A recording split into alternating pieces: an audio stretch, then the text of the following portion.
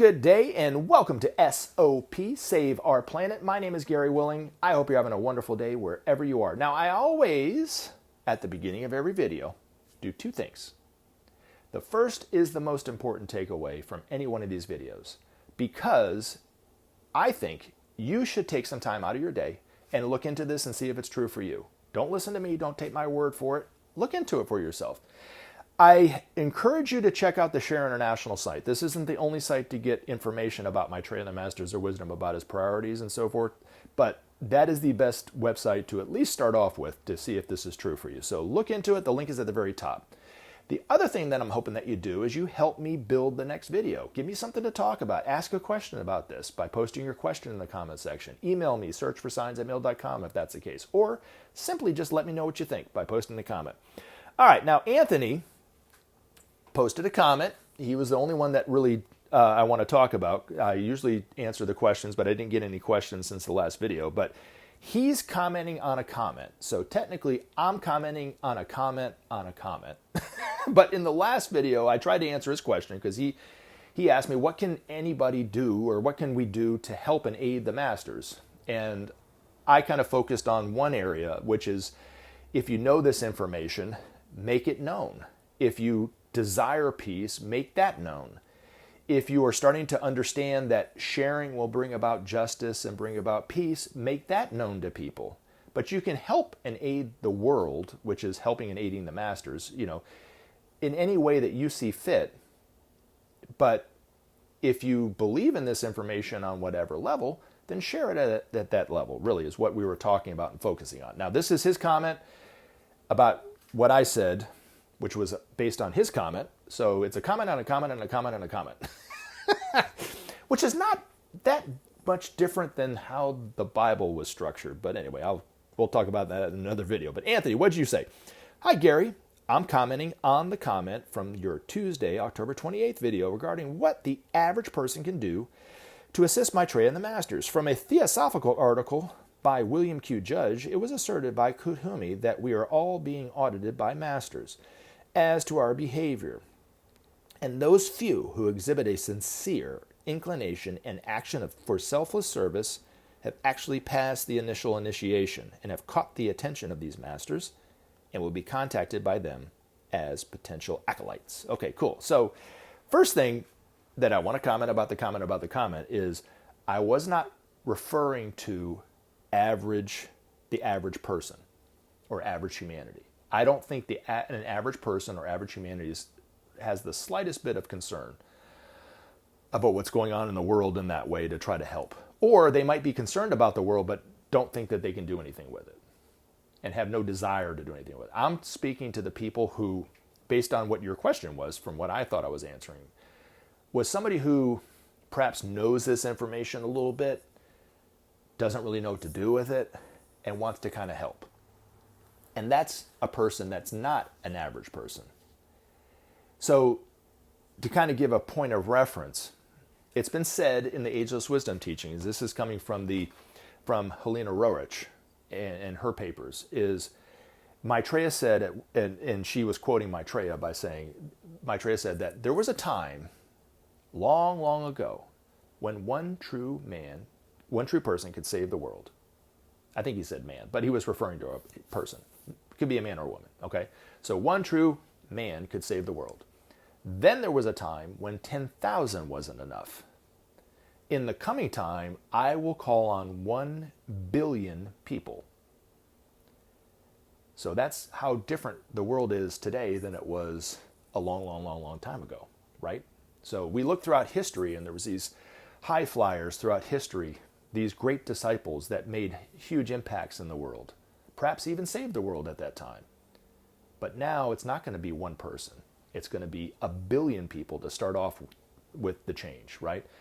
So those billion people are not, quote unquote, the average person. They're people who are desiring peace, desiring the environment being helped, perhaps, or desiring justice. And some of them are working in their own way. Some of them are working quite a bit. Others perhaps aren't doing anything but want to do something, that kind of thing, right? But within the hearts of everyone, whether they're in that group or not, is the longing for unity, the longing for peace, of course, right? So the evolution of humanity, okay, and this is something I wanted to talk about in reference to the Theosophical Society, is far older than even the most liberal of anthropologists would give us. So most evangelical Christians who are totally bought in hook, line, and sinker to what the Christian churches are thinking and saying would say that humanity is about 5,000 or so years old, right? Then the most liberal of anthropologists, who through their work and effort and study conclude that humanity is about maybe 200,000 years old, maybe, right? I mean, that's the outliers. Most of them are, 80 to 150,000 years-ish or so. Well, according to the Ageless Wisdom Teachings, it's far older than that. It's 18.5 million years, this history of humanity, right? Far older than they would give it credit. Now, I want to say this too, because there might be people who believe in creationism over evolution. According to the masters, there are truths in the origins of mankind based on creationism, just as there's this truth. There are truths within the ideology that most anthropologists are giving it about the evolution of man out of apes and so forth and that kind of thing. There's a truth in both of them. Because the truth in the creationists is that there's this divine intelligence. They refer to it as God, right? Created the universe. The truth that this all just kind of came out of nowhere, just kind of as a coincidence, the masters would totally disagree with. There is an intelligence behind the creation of the universe and the evolution of the universe. But where they create, both ideologies are creating confusion is because they're locked into what they're thinking and they're not looking at the other side of it. So the masters will help us understand the origins of mankind, the truth of mankind, why we're here, the purpose of mankind, and so forth eventually. But the origins, according to the masters, are 18.5 million years. But so for millions upon millions of years, literally, these masters were out in the world known for who they were. We looked at them and learned from them as best we could because humanity wasn't very evolved. And then what happened? Well, historically, it's not written down anywhere. There are some symbolic references to this. One in the Bible is the flood that is attributed to Noah creating this ark, but that's a myth, which was based on some kind of reality that actually did happen. But there was this great war that happened in a continent called Atlantis, which was a real continent in the middle of the Atlantic Ocean. So before I say that, so for millions of years, humanity lived on Atlantis, they lived in other parts of the world and so forth, and they were guided and directed by these masters. And then toward the end of the civilization on Atlantis, humanity started to become influenced by the lords of materiality or the forces of darkness, to where right at the end of the life on Atlantis, humanity was influenced equally pretty much by the forces of light and the forces of darkness. And according to the masters, resulted in a great conflict that happened over, years, and eventually ended up in the total destruction of Atlantis, which was symbolized in the Bible as the flood. The peoples were dispersed. They started to learn different languages. You get where I'm coming from. And then we've kind of evolved in the dark for so long. We're kind of like mushrooms, right now. Now, these masters didn't go anywhere. But there was a stalemate between the two groups of masters, the lords of materiality and the forces of light, or the masters of wisdom, of which I'm referring to. There's agreement between them that they would not direct and guide humanity. They would not guide humanity directly, but they could still direct humanity in a way, but they had to do it indirectly. So these masters went way into the wilderness, way up on the highest mountains in the world and the deserts in the world, so far away from humanity that it would be almost, if not literally impossible, to find them without being told where they were. Now, these masters, even though from our point of view, were isolated, they still lived rich, full lives of service and helping humanity, but they did it indirectly through the men and women in the world known as disciples, or not known as disciples, but they were still disciples. So any man or woman throughout history, in whatever field you can think of, whether it's art, politics, economics, architecture, social planning, religion, spirituality, any person, no matter who they were, who helped humanity a little along the way, taught humanity something, created this technology or this wonderful discovery or medical discovery, whatever, right? We're aiding and doing a little bit of the master's plans, whether they're aware of it or not. 9 times out of 10, they had no idea what they were doing. It was anything to do with any group of masters. They were totally unaware of it because the information and the truth about the masters was forgotten about. But they did something. They were inspired to do something by these masters, but all along they thought it was their idea. So these masters kind of helped and aided humanity, but they knew at some point they would have to come back into the world. Not only as part of our evolution, but actually as a part of their evolution too.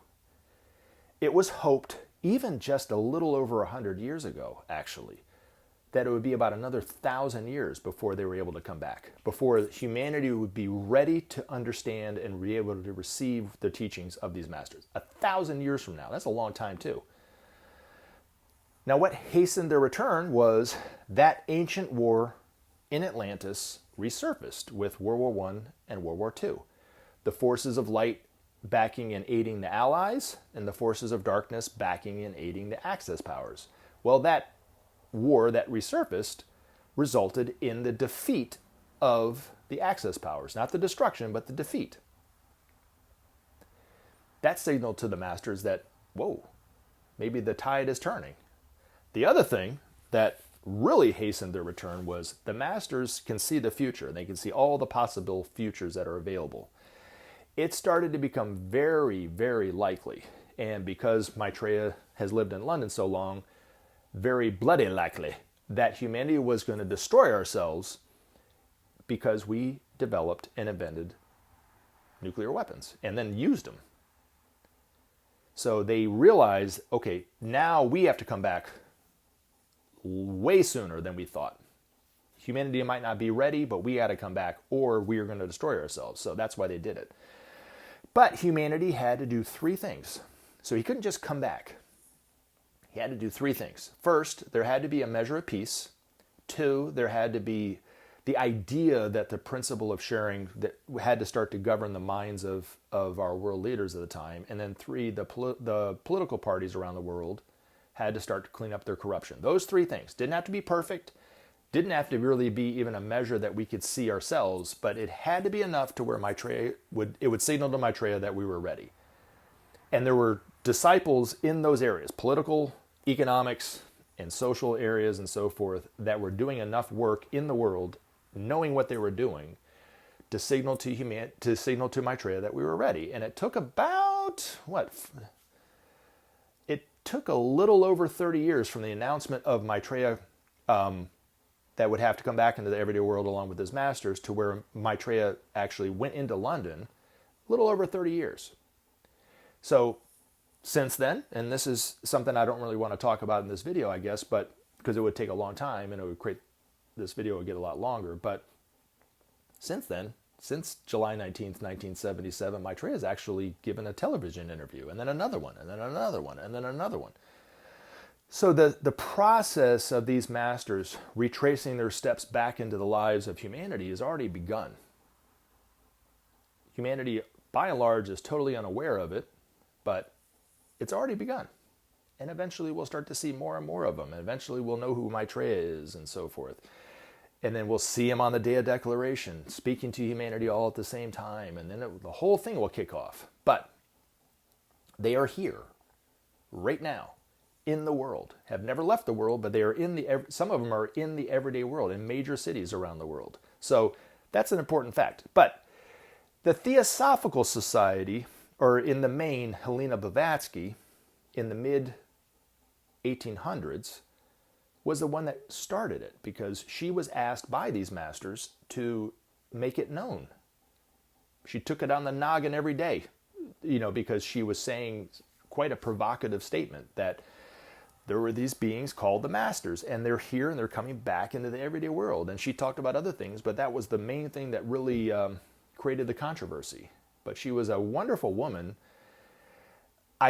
She created an organization, unfortunately. I don't know if that was necessarily her intention, but she created an organization which eventually created its own ideology about the masters. A lot of that sprouted a lot of wonderful teachings and so forth, but people like Judge and Ledbetter and Besant were kind of bought into that ideology, I think. And a lot of what they're saying, I think, is there might be some truths to what they're saying here or there, but for the most part, it's basically just more ideology as far as I'm concerned. That was the problem that Krishnamurti had with the Theosophical Society to begin with. Do the masters look at the selflessness of the person? Of course.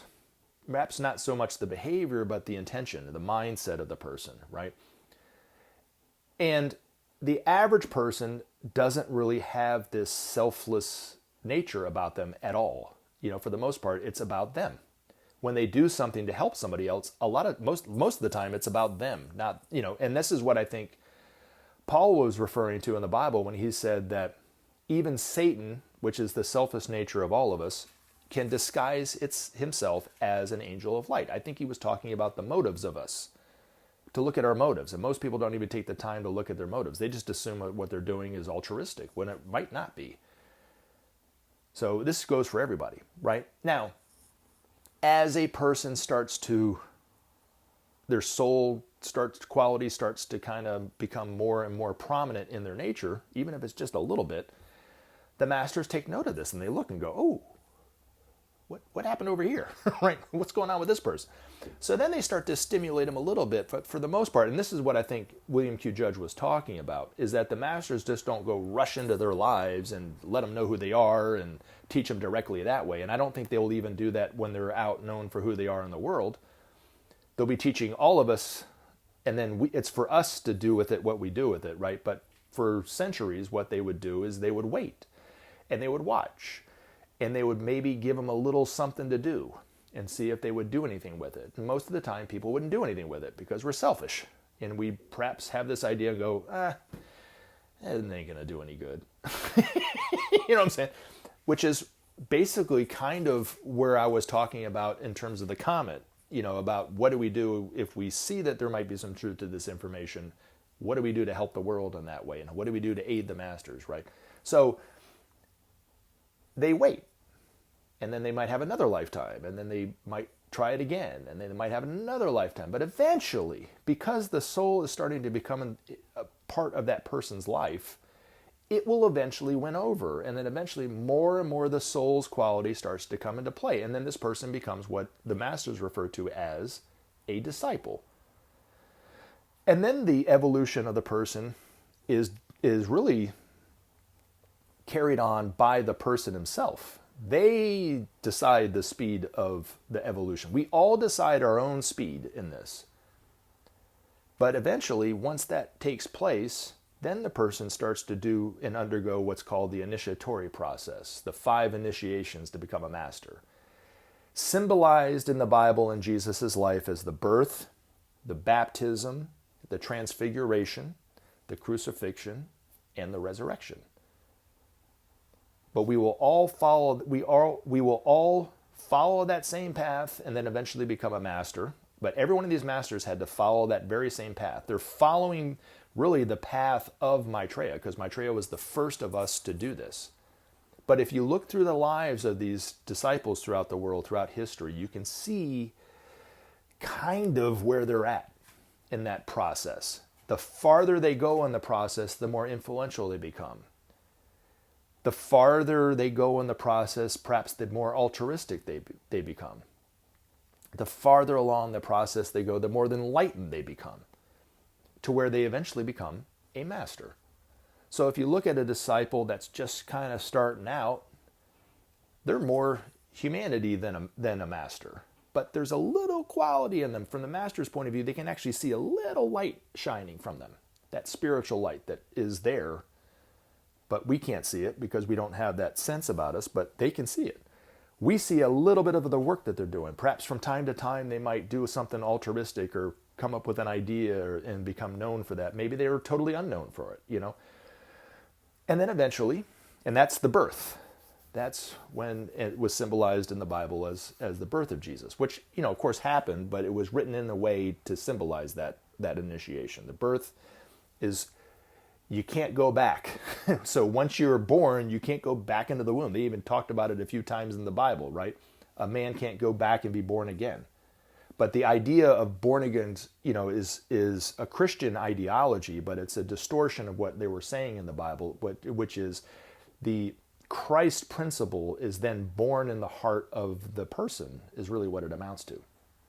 And once that happens, they can't go back to being a person, a regular person. They can sit, they can wait, they can waste lifetimes, they can build more karma for themselves, but they literally can never go back to the way it was. Eventually, they will become a master. It will happen. I mean, we'll all be masters, but eventually they will become a master. Prior to that, you can kind of get close, go back, not do it, go close. But once you cross over, you are now stepping into becoming more and more spiritual light. And then the next step would be somebody who's taken the second initiation, which was symbolized in the Bible as the baptism. So William Q. Judge was a second degree initiate, so was Ledbetter, so was Besant, Einstein, Picasso, JFK, Gandhi. Very influential. Once you take that second step, these are what is referred to in the Bible as the babes in Christ that will be speaking the truth, as most people think, in the end times. These are figures and people such as that. Very, very, very influential in whatever area of life they are, whether they're known or unknown. They're very influential. But they also experience their own problems. So if you look at somebody like, and this is my favorite example of this because he's a historical figure, we can talk about this, but somebody like Thomas Jefferson was a wonderful Renaissance man, politician, you know, statesman and that kind of thing. I mean, very much of an influential person even to this day. Was a second degree initiate, but he also had this other side to him. And you can see the bipolar nature of people who are at that stage. Gandhi had his bipolarness. Martin Luther King had his, and so forth. JFK had his. But what makes his so unique and so illuminating in a way about this quality at this time is Malcolm Forbes. I don't know if you know who he was. He actually purchased this at auction, but it was a bottle of wine that was owned by Thomas Jefferson. So he has it framed, or he had it framed because Malcolm Forbes is dead. But anyway, it was a bottle of wine that Thomas Jefferson owned. On one side, he had a letter that he wrote to his wife about the dangers and the perils and the evils of drinking wine. The other was a letter to his mistress, Sammy Hemings, who was, he said in this letter, how much he loved to drink wine and how much he could not wait to be with her to drink wine and so forth. So you could see the bipolar nature in him. But overall, the quality of his life was exemplary, relatively speaking. But he still had his faults, and it was becoming more and more clear and concise, and that's the thing. And then you become what's called a third degree initiate. And then, as Ben would say, you go from being a babe in Christ to being one of the big boys. And the work and effort of that person becomes far more, greater than what would be if they were just a little tiny little first degree initiate, a little infant in Christ, so to speak. So people like that, historical figures like that, Rembrandt, Bach, Beethoven, Mozart, Abraham Lincoln, Peter, John, the Apostle Peter, John, Apostle Paul, Muhammad. I mean, we can go on and on. Those figures are kind of head and shoulders of people historically that have just, we still know what they talked about. We still know who they are and those kind of things. And that's because of where they were in that point to becoming a master. And then even fewer that are known are the next step, which is they've taken what's called the fourth initiation, to where they are now as Jesus was when he was in Palestine. And that is symbolized in the Bible as the crucifixion. Their life is quite hard. They have to renounce totally the material world in all its aspects. And that's what creates the pain in the life of the person. But disciples like Jesus, Krishnamurti, Helena Blavatsky, Leonardo da Vinci were all at that level of fourth degree initiate. And then they take that next step and they become a master. So he was speaking about the earlier parts of the discipleship of humanity, but I don't think that really relates to what I was saying. If that's what you were saying, I don't know. But you're not here, I can't really ask you a follow-up question. But was that really in reference to what I was saying about what to do and how to help humanity? Now, here's where I also wanted to talk about, okay, because what makes it very hard, I think, for these masters is not really the work and activity of the Dark Lords, because you can see the work and activity of the Dark Lords in the Zionist movement in Israel. You can see it in what the Pentagon's done over the years, and the genocides and so forth, or what's going on in Eastern Europe and so forth. And you can see the geopolitical wars that are started, and the disruption and the chaos that's coming from those areas, because that's the work and activity of the Dark Lords. But according to the masters, it's very easy to counteract that work and activity especially if humanity just did something about it, stood up.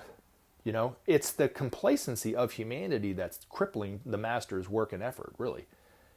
What's making it longer for Maitreya to be known for who he is this complacency amongst us.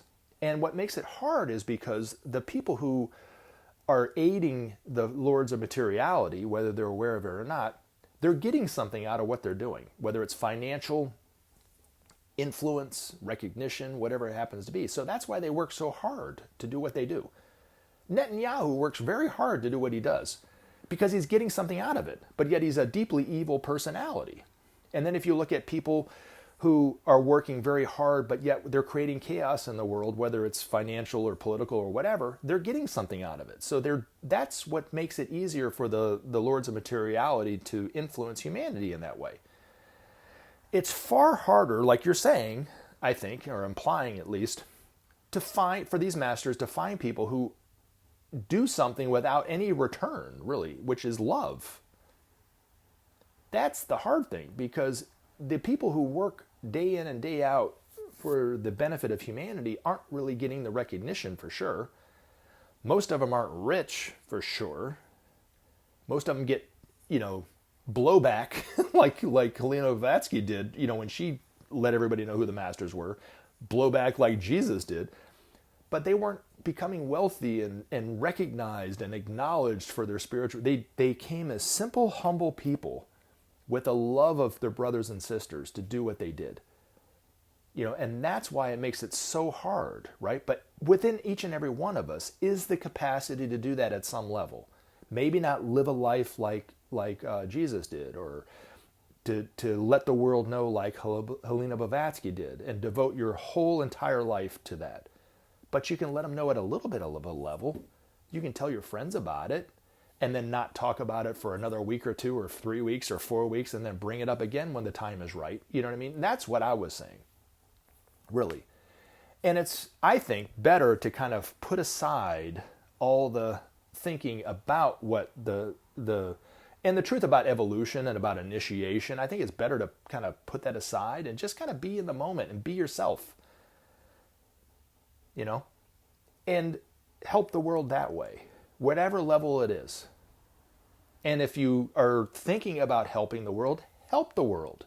Don't just think about it. Do something about it is my point. Does that make sense?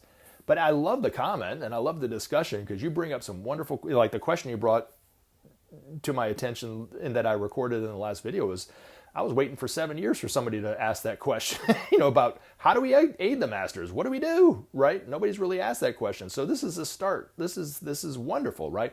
But I think it's better just to kind of forget about, because I had to deal with this too. I had to forget about the ideology of Share International and just kind of be myself and talk about this. I had to forget about the ideology that coming from what I was making an ideology about Share International, perhaps, right? My ideology of what Alice Bailey was saying, and just help. Forget about it. And a lot of it came from listening to Krishnamurti, because he did the same thing in his own way with the Theosophical Society. Like, wait a minute, I don't want to be an authority. I just want to talk to people.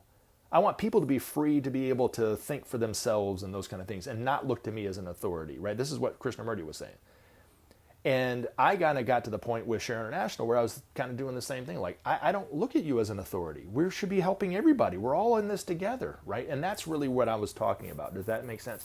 But I love you, and I thank you very much for the questions, and I cannot wait to put up another video. You guys have a wonderful rest of your day. Remember to take action and help SOP save our planet. Thanks for listening, and we look forward to talking to you again in future videos.